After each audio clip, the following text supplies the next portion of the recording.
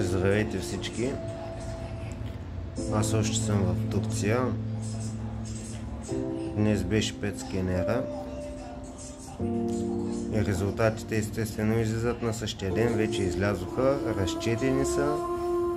Нека в България да чакаме по 2 месеца. Тук излизат за около 2 часа, 3 максимум. Не са лоши резултатите, но честно казано очаквах много по-добри резултати. В тази връзка доктора увеличава химиотерапията, която беше последните 4 вливки.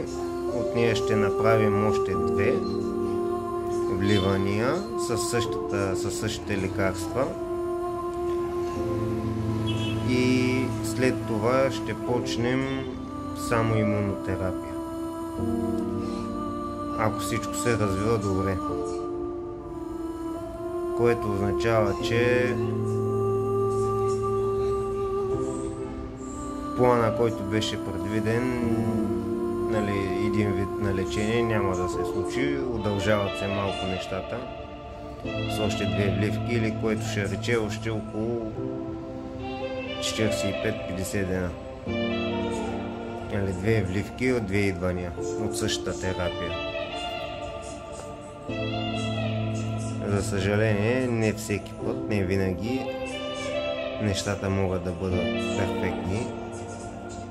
Отново имам асцит между органите. Утре ще разберем горе-долу колко е и най-вероятно ще има и отново дренаж, което е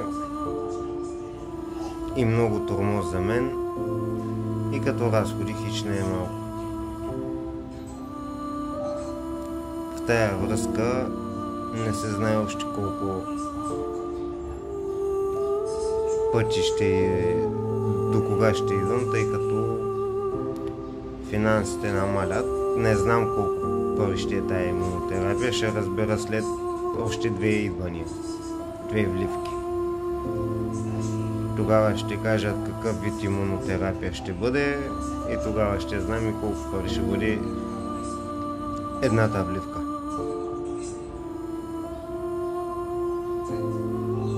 И за сега това е от тук. Утре съм на вливки. Утре продължаваме с химията.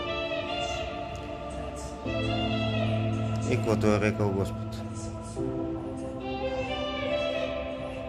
Това е от мен. Бъдете здрави и се обичайте.